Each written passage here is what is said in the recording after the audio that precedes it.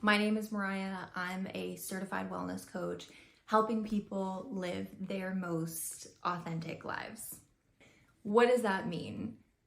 I have a feeling you've at least decided that you're not living your most authentic life, right? So maybe you're not in the space of you want to live the most authentically, but you realize that you're not living your most authentic life. And I know we're already tired of hearing the word authentic. So let's deep dive into it a little bit and ask some questions to get the ball rolling. And that's really what I'm here for. So I'm not here to judge. This is a judgment-free zone. Whatever your most authentic life looks like for you, I love that for you. Yours is going to be different than mine. So this is really a space to deep dive, ask some tough questions, do the work around those tough questions, and then move forward from there. So it's not about me giving you answers. I know, I know when I've been in my journey, I really have been looking for somebody to just give me the answers at some point, right? Because it's easier, and doing the inner work can get really tiring. And I don't think that it's linear, right? I have taken breaks from being able to really look inward at myself because my job got too busy, right? I had things going on with family. That is okay. This is not linear. This is a lifelong journey, and it can change over time, and that is okay. So not only are we not judging, but we are okay with all possible outcomes. And you can see I'm in my cozy clothes. I encourage you to get your cozy clothes on. I also have my coffee here. It says Chaos Coordinator on it because that's sometimes how people see me in my questions, I think. But we are going to deep dive a little bit into what to do when you realize that you're not living your most authentic life. Video number 1. So we are going to be doing a series and a breakdown of a lot of the questions that I hear from people when they are looking to live life as themselves.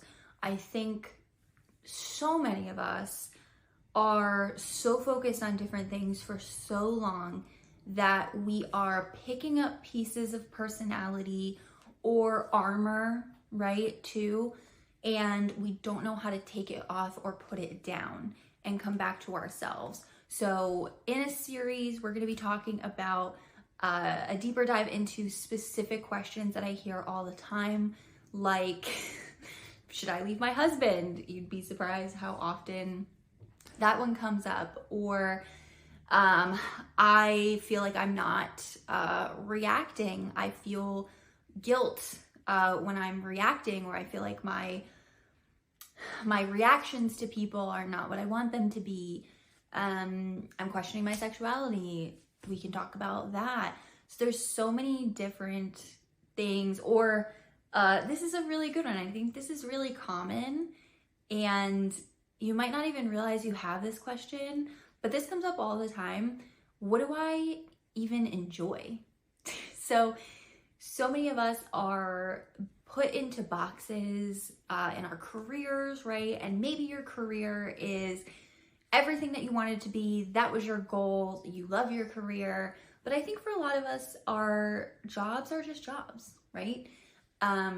They're a way to pay the bills, and it's a way to fund our actual life, right? And that is okay too. That is absolutely fine. Maybe you had a calling to be a doctor and help people, or maybe you love being a data analyst that has a salary and a schedule that pays your bills and allows you to travel and spend time with your family. Both of those things are so okay. So we're going to be doing a deeper dive into those questions, but let's start with some surface level questions. If you're starting to think, hey, I don't feel like myself. I don't feel like I'm living authentically. I feel like life is getting away from me. I don't feel like I'm doing what I want to be doing. I'm on a roll and I can't get off of it, right? I hope some of this sounds familiar. Well, I'm actually a little sad if it does sound familiar, but so many of us go through that. I think especially in the United States where I'm based, clearly, I think that there's a particular issue here with productivity and connecting ourselves with our careers, but also certain aspects of our life here that maybe other countries don't necessarily struggle with. I personally think it's a unique issue in the United States. So I wouldn't be surprised if some of those things sound very familiar to you. Okay, so what do we do? I think the first step should be to give yourself time to think. Give yourself time to sit. It could be meditation. I know that is very difficult for a lot of people to sit in a room in their house or let's see, I've listened to Glennon Doyle on and off over the years, and I believe she said she started by sitting in her closet, which is totally an option. That's usually if you have like a walk-in closet, or even not, you can usually close the door and it's a quiet, dark place. I have tried so hard to be into meditation for years and I can't do it, guys. I can't do it. So for me, when I need space and time to really think, I go to the beach. I go to the beach either on the weekend or I take a day off of work, something like that. I have that possibility, that flexibility. So I will go to the beach, typically by myself, and I will bring a book, I'll bring a notebook, and usually you'll just see me staring out at the waves, not even reading my book, not writing anything. I will just be staring at the waves, and that is my meditation and the way that I connect with myself and give myself time to think. Because if your brain is going all the time with all of our responsibilities and obligations and all of the hats that you're wearing, so many of us could be wearing our work hats, whatever that is for you, a parent hat, a spouse hat, a child hat, right? Some type of caretaker hat, community leader. There's so many things,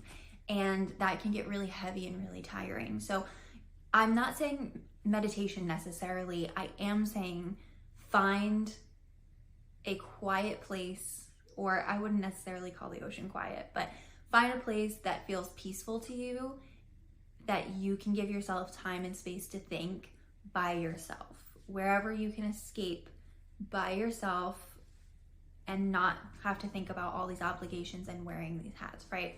I'll give you an example. For my wife, it's the woods and going for hikes. So we're kind of like opposites in that way. I'm the beach and she is in the woods. So wherever you can go, if you can meditate, that's great. If you can find a quiet corner of your space to do that, that's great. But just try to limit distractions. So like no TV, put your phone away, take your watch off if you have it. I'm filming right now. I don't have my watch on, right? Because I want to stay focused and in the moment. So just make sure you're limiting distractions around you and you're giving yourself enough time.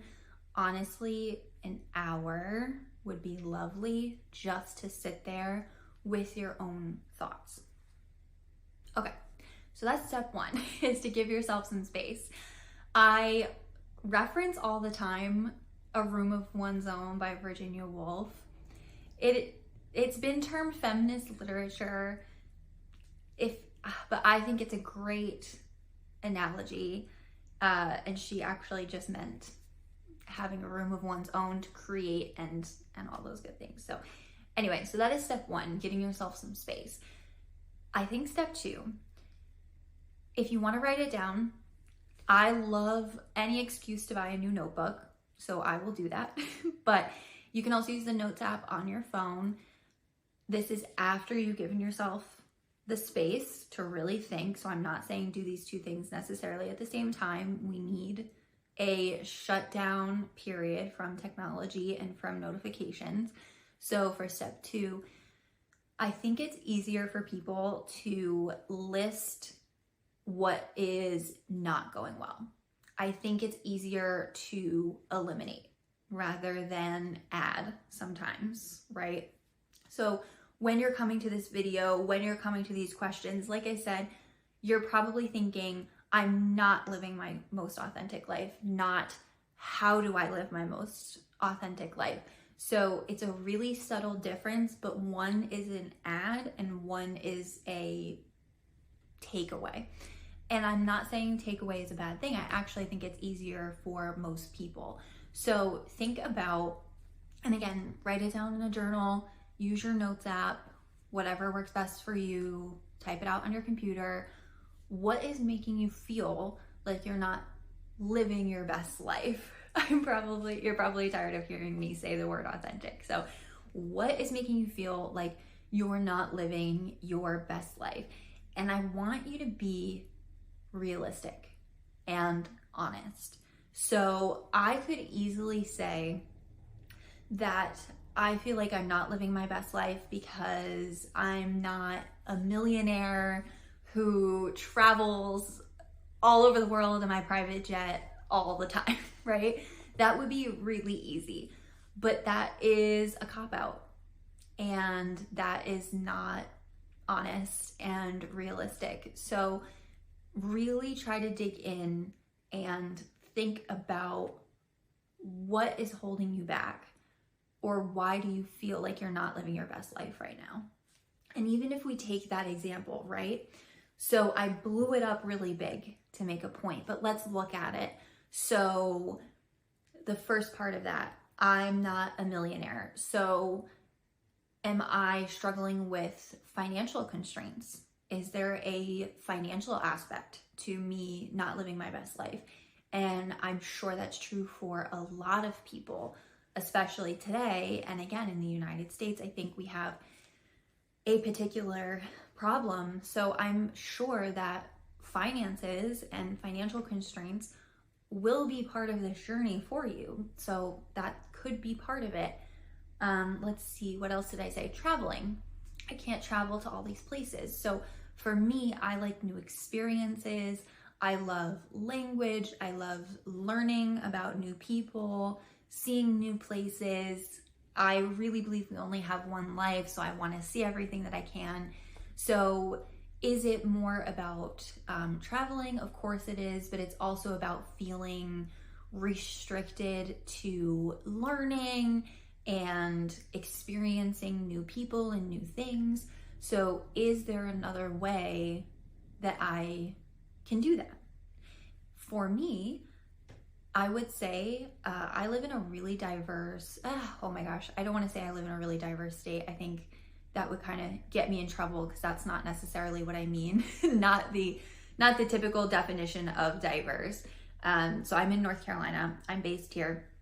So I wouldn't say diverse in that way, but what I would say is there are a lot of different pockets here. So we have the beach, we have indigenous communities, there are the cities here, there's the mountains, there's the Appalachian people, who both are from there originally and migrated. So there's a lot of rich cultures here that can be explored. So if I'm feeling like I'm not living my best life because I'm not traveling and experiencing new cultures and new people, especially not being from North Carolina, I'm from up north, a lot of the culture is new to me and extremely interesting. So there's a lot that I can do in my own state, in my own circle, if I want to experience new cultures and new things. Of course, traveling the world in my private jet would be great, but in being honest and realistic, what can I do now to feel like I'm living authentically? So that's what I mean by being honest and realistic. And if you want to start big like that, I'm not a millionaire with a private jet who travels the world. Okay, but I am someone who, I wouldn't say my finances are incredibly in order. like most of us. I'll be really honest about that. I would not say they're incredibly in order, but they're okay. So I can do some things, right? I do have some extra income to go to like a movie or go to a baseball game. Let's see, my wife and I just went to see a show this past weekend. We went to see Lion King was traveling down here on stage in the theater. We go to the orchestra here quite often. So those little things are possible for me. And again, if I'm interested in experiencing cultures and, you know, traveling, I can at least like mentally travel and experience new things in my area. So if you want to start big, I'm not a millionaire with a private jet who can travel the world. Go ahead and start there, but then break it down like I did to find what is honest and realistic for you. Okay, let's keep going. Okay, so step one, we've given ourselves some space to think, a freaking moment, right? Step two, we have at least written down and gotten realistic and honest about ways that we feel we're not living our best, most authentic life. If you do want to try to do the ad, you can do that. So if I were living my most authentic life, what would I be doing? What would I be adding? You can do that too, but again, I think it's going to be easier for people to go in the negative and what is holding me back from living my most authentic life. And I think at this stage, that is okay. I am not somebody who thinks that being like negative is wrong necessarily. Of course, we can't get stuck there, but I think it's a great tool actually to really just let it out and then see what comes from it. Part of living your authentic life is having a human experience, which sounds crazy. We're going to talk about it a lot when we talk about reactions. So in the video about reacting to people. So for example, somebody said something to me at work and I blew up at them, and then I felt shameful and guilty, and that wasn't the way that I wanted to react. And I feel like it wasn't the most professional, and I'm using an example from my real life right now. So I will only share other people's experiences if they've given me permission. So otherwise I'll use examples from my own experience. And if you want to email me questions, that would be cool. It's returntoearthwellness at gmail.com. So Return to Earth Wellness is my wellness coaching brand. But things like that, right? So big reactions, big emotions, we're going to talk in a whole video about that. But to some degree, those are very real human reactions. That's part of the human experience, is getting upset, getting overly excited, being happy, being sad. There's a lot of it that's just simply human experience. And again, there is a way to do it that's authentic to you. Again, I'll talk in that video a little bit about what that looks like for me, because for me, it can seem, I think, abrasive to some people when I'm living authentically and reacting like a human being. So there is a lot of that though, where we just need to give ourselves grace as human beings. There's a limit to that, right? We are not trying to be a-holes out there acting wild, but there is a degree where you just have to experience being human, and humans have emotions, big ones sometimes, and reactions. So we'll talk in a whole video about that. Okay, so again, step one, we've given ourselves space. Step two, we have written down in an honest and realistic way what we feel is holding us back. And step three can be two things.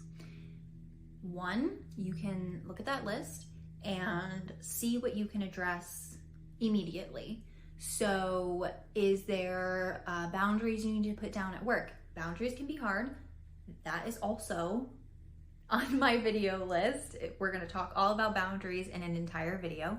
So is it putting down boundaries at work, at home, with parents, right? So I've had to put down some pretty uncomfortable boundaries with family.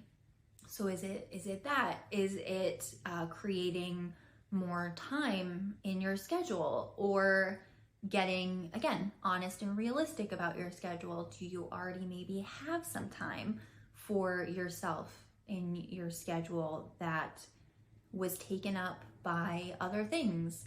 I am prone to watching Criminal Minds, right? But I don't need to necessarily binge Criminal Minds for 4 hours every night. That is 4 hours that I could be using for other things. And sometimes I need that time to just totally veg out, but other times doing something else. For me, it's painting, writing, reading is more helpful. And that's the other part of it. So not only can you look for time in your schedule and setting boundaries, seeing what you can eliminate from your list, right? Or add, like I said, if you're like me using that example and you want to learn and see other cultures and be immersed in other cultures, what can you add? Can you add a day trip? Things like that. Or I I have it on my desk, so it's funny. Hold on. Okay, so I have 3 books that just happen to be on my desk right now because I was looking at them. Because this is the 2 parts put together. So I'm saying, like, what can you add? What can you take away from your list, right? And also start to think about what you enjoy. So a lot of us, I think, have become numb to what we enjoy, or we are not giving ourselves time to consider what we enjoy, giving ourselves a budget towards what we enjoy. And I have to say, I think a lot of that is women. I'll say that. A lot of people that I help are women. A lot of the times, let's be honest, women have extra hats or extra time wearing their hats, particularly as parents, a lot of the times as daughters as well. I know you know what I'm talking about. Again, let's just be honest and realistic about it. It's okay. So a lot of the times I'm talking to women, but I have a couple things on my desk. So I'm very into birds. Like, that is my, like, super nerdy thing. I've seen so many jokes about millennials and stuff, like getting into birds, but both my mother and my grandfather are extremely into birds. And so it's just a thing that we all talk about, and it's like a passion of ours in my family, and you know, it's how we connect and stuff. So I have 2 books on my desk: the Birds of the Carolinas Field Guide and Feeder Birds of Eastern North America. And I have my binoculars. I think they're in the other room, but I have like feeders in my backyard. I am very into my birds.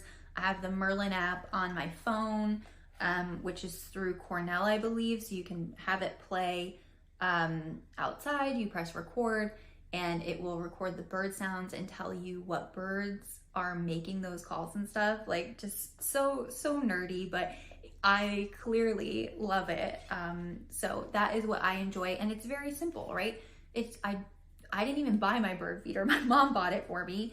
I buy my seed at Walmart because honestly, the bird store is very expensive for me. So in talking about financial constraints, I can't buy the $50 bag of feed that my mom buys. I was like, are you crazy, lady? But she's very about her birds. So I just buy the Walmart bag. They are fine. They still love it. And I look at and identify my birds all day and listen to the bird sounds. So that is something that's authentic to me and gives me joy in my life.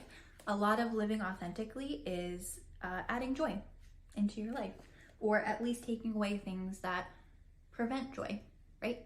I like to think living authentically is staying in like the neutral area or the joy area. We can't avoid the negatives. We can't avoid the sad things of life. We can't avoid things that make us mad. Again, that's all part of being human. But I like to think that living authentically is staying in the neutral or joyful zone. And then when we get pulled into that other zone, we know how to react. That feels good to us. So again, it's not that shame or guilt feeling, which just sucks. So I love my birds. And then something else, again, my friend got this for me. She wrote, we always write little dedications to each other when we exchange books. I tend to exchange books with a lot of my friends and family. You know, it's just what we do. But this is The Back Roads of North Carolina, your guide to great day trips and weekend getaways. So I feel like I'm a billboard for North Carolina today. I do love living here, to be honest. But my friend got me this book when we moved here a couple years ago. I had lived here before, more in like the city area, and we moved to a more rural area. We're in a different area now. I don't know why that's necessarily relevant, but this book is so cool because it shows you, again, as you can imagine, day trips and weekend getaways for the state. So, and it breaks it down by region as well. So there's just so many cool things in North Carolina. I mean, look at how gorgeous that picture is, right? Where is this? The Northwest, near the Roan Mountain Highlands. So, I mean, you can buy, usually there are, look at how gorgeous that is. We did take a trip to the Blue Ridge this past year for our anniversary, and it was just absolutely gorgeous. But we do live on the eastern side, and I always say there is nothing that beats an Eastern Carolina sunrise or sunset. Nothing. You can fight me on it, that's okay, but I'm gonna stick to my guns on that one. But yeah, there's some really cool things in this book, and usually there are these kinds of travel books in your local library. If you don't want to buy one, usually local libraries, my library card is very active, but usually there's travel books or a travel section in your local library for either very local authors, like specific to your town or region, but usually there's at least your state.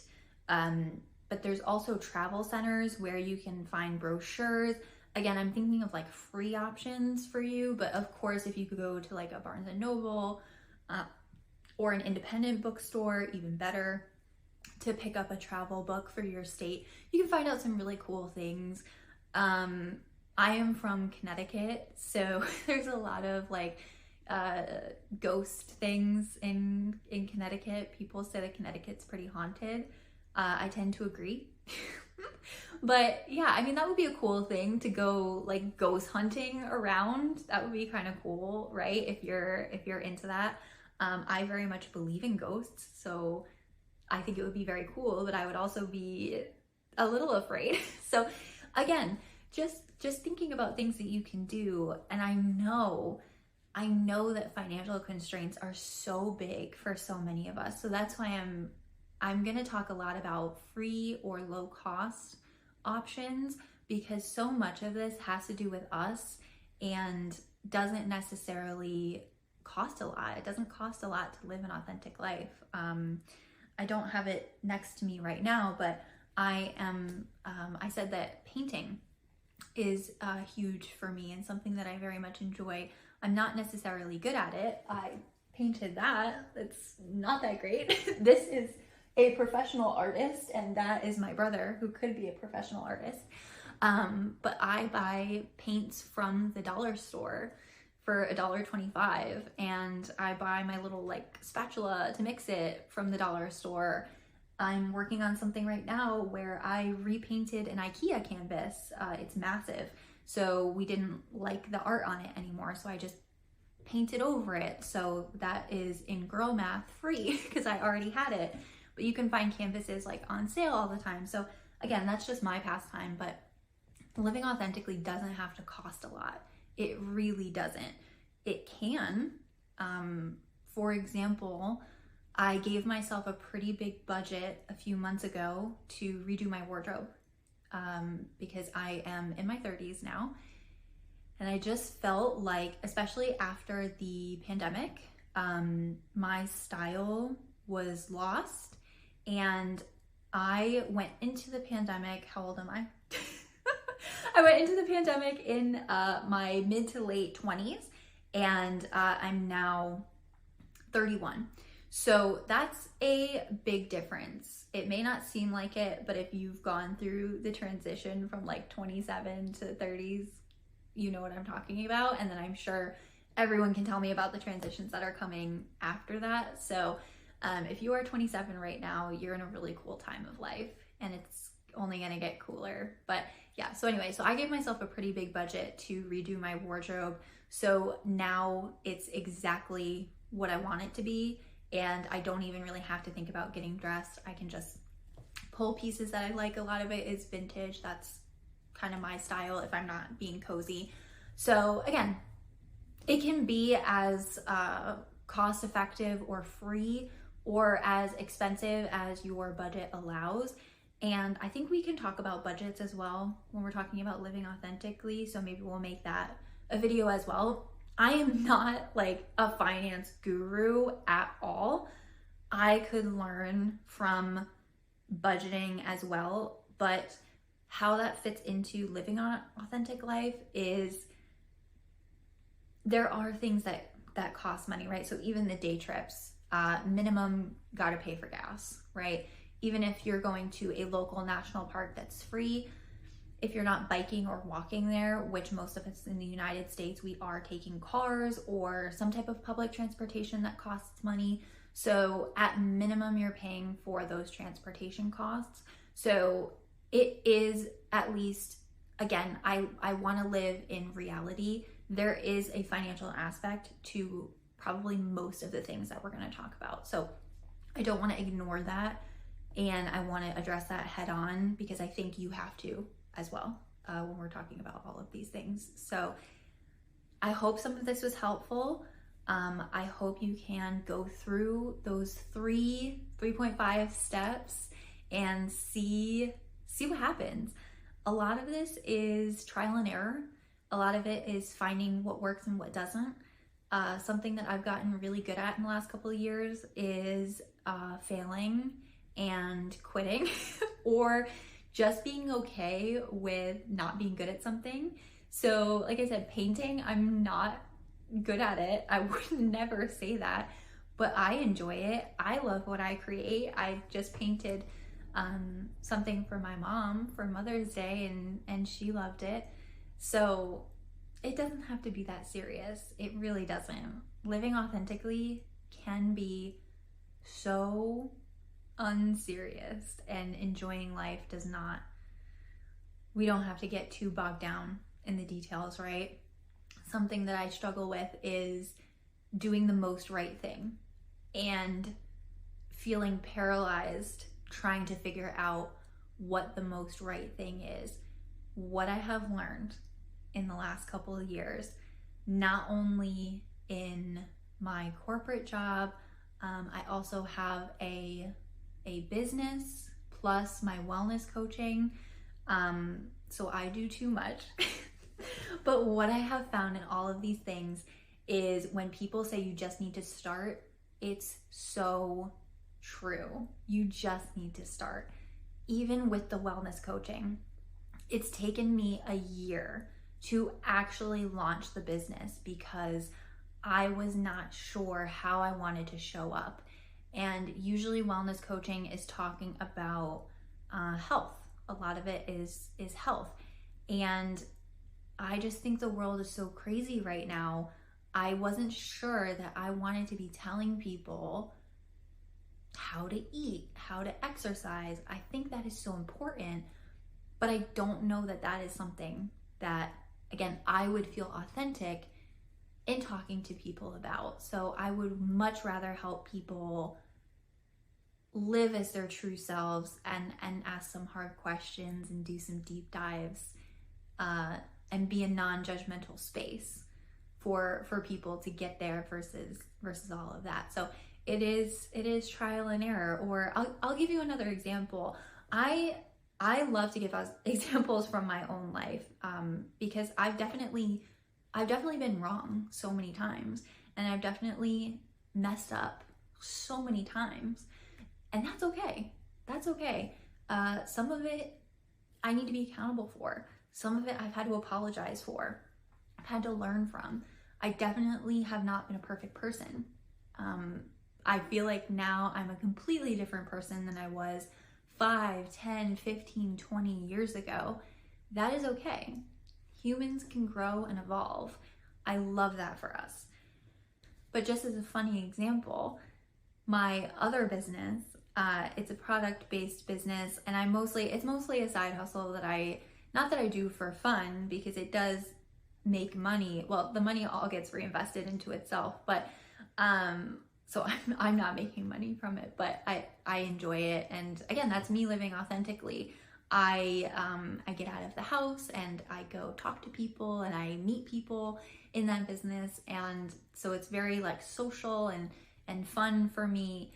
But that business started as a coffee truck in my mind, and I ran into roadblock after roadblock after roadblock. And so it came a point where I had to say, is this worth it? Does this make sense? Or is the universe trying to tell me something by putting all of these roadblocks in my way?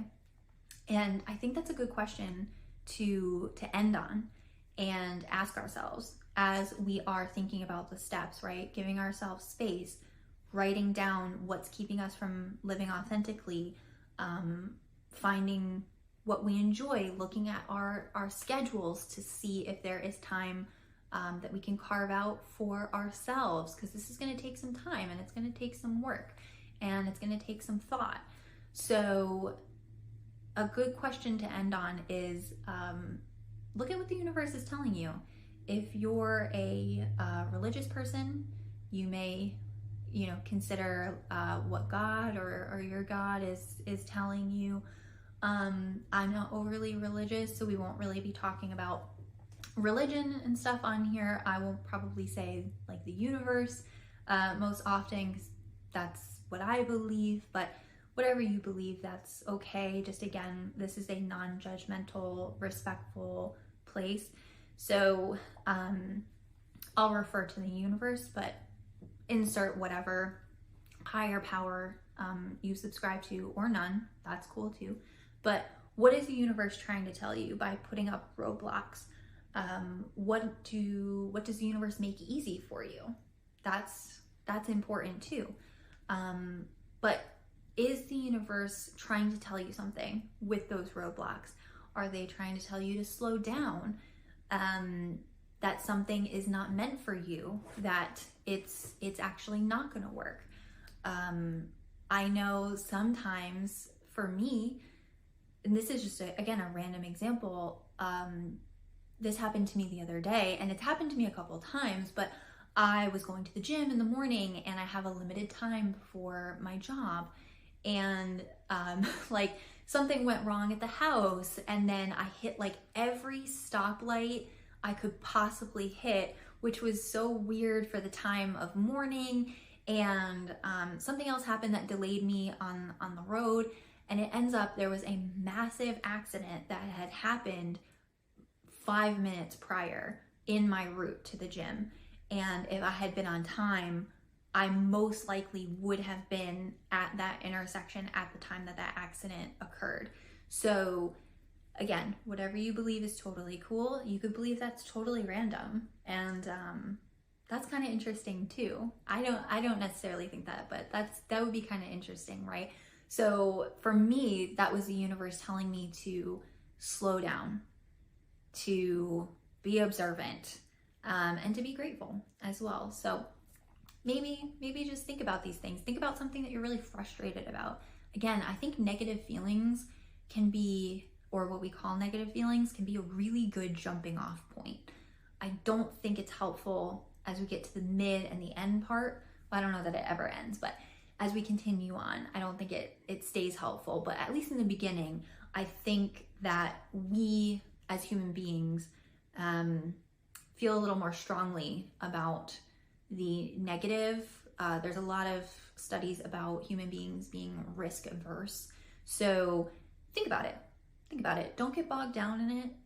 Try not to get angry about it. If you're finding yourself getting in that space and getting really worked up about it, try to think about the place that you can go. So I can't always go to the beach, right? But I can go watch my birds in my backyard. But yeah, just think about something that is roadblocked for you right now in living your authentic life, and what could the universe, or again, insert higher power or not, what could that be saying, if anything at all? The answer could be nothing. And again, it's just random, but it might be an interesting thought exercise to think about what that could mean. So that's where I'll leave you.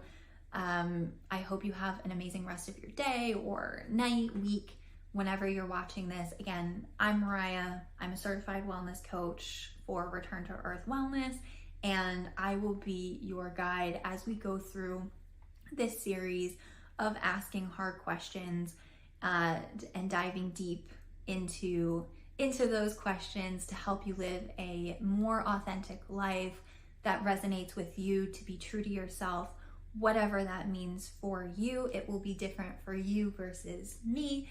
And I think that is the coolest thing about being human beings. So I appreciate you watching. Like and subscribe.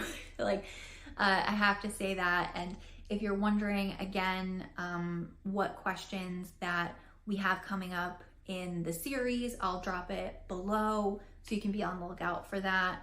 I always hear people say hit the notification bell so you don't miss a video, so you can do that as well if any of the questions that we're going to go over are something that maybe you're asking yourself. So I'll put that below, and again, I'll also put my email for Return to Earth Wellness below. So if there is a particular question that you really want answered or you want me to cover, you can email me that. And I'm also pretty active on TikTok. I talk about just daily things over there. If you want to go follow me there, it's just Return to Earth Wellness on TikTok as well. But that is it, and I will see you in the next one.